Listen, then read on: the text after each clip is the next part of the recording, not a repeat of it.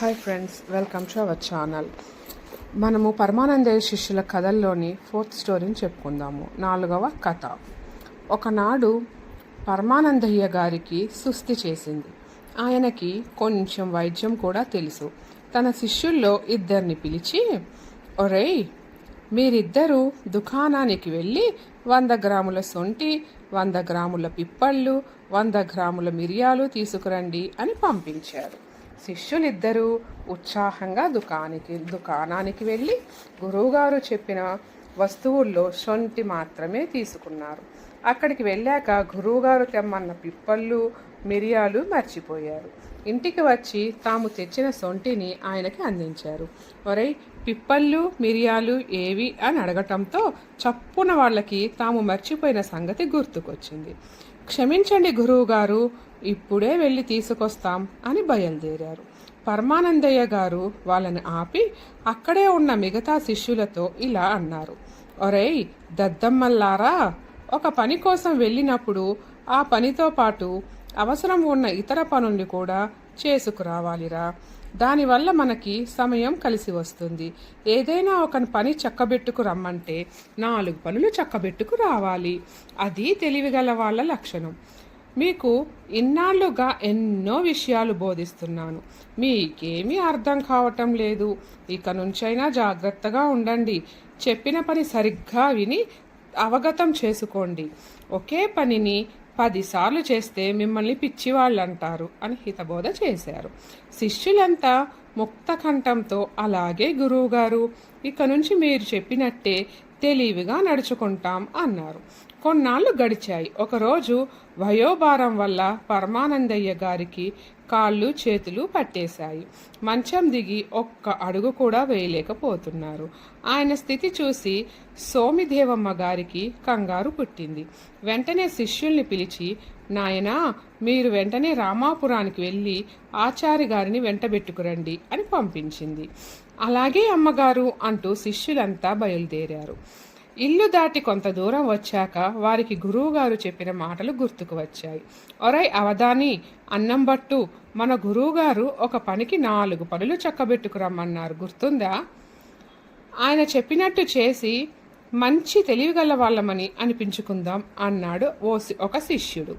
మనలో ఇద్దరం వెళ్ళి ఇంటి దగ్గర గురువు గారికి సపర్యలు చేద్దాం. మరో ఇద్దరం ఆచారి గారి కోసం వెళదాం.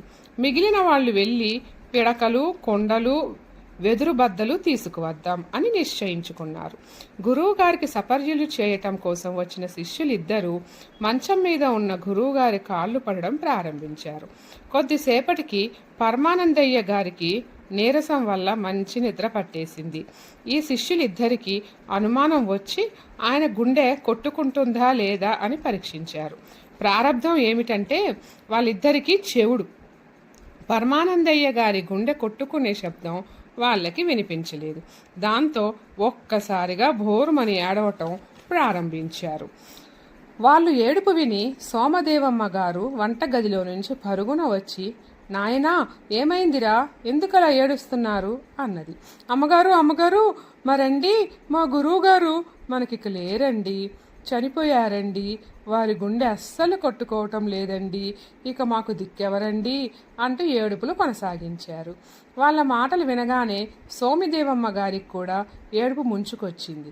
శిష్యులు చెప్పింది నిజమో కాదో తెలుసుకోకుండా, నాయనా, గురువుగారి శరీరాన్ని ఇలా ఇంట్లో ఉంచకూడదు, వాకిట్లోకి చేర్చండి అంటూ ఏడవటం మొదలుపెట్టింది. మంచి నిద్రలో ఉన్న పరమానందయ్య గారిని మంచంతో సహా తీసుకొచ్చి వాకిట్లో ఉంచారు శిష్యులు. పాపం ఆయనకి ఈ విషయాలేవీ తెలియదు. అలా ఆదమరచి నిద్రపోతూనే ఉన్నారు. సరిగ్గా అదే సమయానికి కొంతమంది శిష్యులు వెదురు బద్దలు, కుండలు, తాళ్ళు, కట్టెలు తెచ్చి ఇంటి బయట ఉంచారు. అంతలో రామాపురానికి వెళ్ళిన శిష్యులు ఆచారి గారిని వెంటబెట్టుకుని ఇంటికి వచ్చారు. ఆయన రాగానే పరమానందయ్య గారి నాడీ పట్టుకొని, ఏం భయం లేదు, కాస్త వాత ఎక్కువైంది అంతే అంటూ పరమానందయ్య గారిని గట్టిగా తట్టి లేపారు. దాంతో ఆయనకి మెలకువ వచ్చింది. నెమ్మదిగా కళ్ళు తెరిచారు. ఆచార్య గారు ఇచ్చిన మందుని కాస్త త్రాగారు. క్రమంగా వాతం తగ్గడం మొదలుపెట్టింది.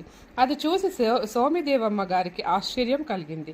భర్త దగ్గరికి వెళ్ళి, హమ్మయ్య, నా తాలిబొట్టు చాలా గట్టిది. ఏమండి, మీరు బ్రతికుండగానే చనిపోయారని చెప్పారండి మీ శిష్యులు అన్నది. అది విని పరమానందయ్య గారు శిష్యుల్ని పిలిచి, ఒరేయ్ మూర్ఖులారా, నేను చనిపోయానని ఎలా చెప్పారురా అని అడిగారు. అందుకు వాళ్ళు, గురువుగారు, మీ గుండె కొట్టుకునే శబ్దం వినిపించలేదండి, అందుకే మీరు చనిపోయారనుకున్నాం అని అన్నారు. పిచ్చిదాన్ని, వీళ్ళ మాటలు నమ్మి హాయిగా నిద్రపోతున్న మిమ్మల్ని మరణించారని భావించాను, నన్ను క్షమించండి అంటూ కళ్ళనీళ్లు పెట్టుకుంది సోమిదేవమ్మ. పరమానందయ్య గారు నెమ్మదిగా మంచం మీద నుంచి లేచి, ఒసే పిచ్చిదానా, ఈ వెధవలిద్దరికీ బ్రహ్మచెవుడని మర్చిపోయావా? వాళ్ళ మాటలు ఎలా నమ్మావు? సరే, అయ్యిందేదో అయ్యిందిలే, ఈ ఆచార్య గారి పుణ్యమా అని కాళ్ళ నొప్పులు ఒళ్ళు నొప్పులు కాస్త తగ్గాయి అన్నారు. అంతలో ఒక బ్రాహ్మణుడు అక్కడికి వచ్చి, అయ్యా, నా పేరు కృష్ణ శర్మ, పొరుగురిలో అపరకర్మలు చేస్తూ ఉంటాను. ఎవరో ఇద్దరు వచ్చి పరమానందయ్య గారింట్లో అపరకర్మలు చేయాలని చెప్పారు, అందుకే ఇలా వచ్చాను అన్నారు. అపరకర్మలా? ఈ ఇంట్లో ఎవరూ చనిపోలేదే అన్నారు పరమానందయ్య గారు ఆశ్చర్యంగా. అంతలో కాటికాపరి లోపలికి వచ్చి, అయ్యా, ఇక్కడ ఏదో శవం ఉందన్నారు. దహన సంస్కారాలకి కట్టెలు ఎన్ని కావాలో లెక్క చెప్పమని ఇద్దరు పంతులు నా దగ్గరకు వచ్చారు. ఇక్కడ చూస్తే ఏ శవం కనపడటం లేదు. మీ శిష్యులకి పిచ్చేమైనా ఉందా? నన్నెందుకు పిలిచారు అని కసురుకున్నాడు. వీళ్ళ మాటలు విని ఆచార్య గారికి చిర్రెత్తుకు వచ్చింది. అయ్యా పరమానందయ్య గారు, నా వైద్యం మీద నమ్మకం లేకనే కదా మీ శిష్యులు కాటికాపరిని అపర బ్రాహ్మణ్ణి పిలిపించారు. ఇక నేను వస్తా. నమ్మకం లేని చోట వైద్యం పనిచేయదు అంటూ కోపంగా పైకి లేచారు. ఆయన అలా లేచాడో లేదో వివిధ పనుల మీద వెళ్ళిన శిష్యులంతా లోపలికి వచ్చారు. పరమానందయ్య గారికి వాళ్ళని చూడటంతోనే వళ్ళు మండింది. ఏరా, ఏమిటి పని? నేను అనారోగ్యంతో ఉంటే ఆచార్య గారిని తీసుకురావాలి, కానీ ఇలా కాటికాపరిని అపరబ్రాహ్మణుడిని కబురు పెట్టారేమిట్రా? మీకిదేం పోయే కాలం? నేనింకా బ్రతికే ఉన్నాగా, ఎందుకు ఇలా చేశారు? మీకేమైనా బుద్ధి జ్ఞానం ఉందా అని గట్టిగా అరిచారు. ఆయన అరుపులను విని శిష్యులంతా హడలిపోయారు. వాళ్ళల్లో అన్నం భట్టు ముందుకొచ్చి, గురువుగారు, మీరే కదండి 4 రోజుల ముందు ఒక పని కోసం వెళితే 4 పనులు చక్కబెట్టుకు రావాలని చెప్పారు.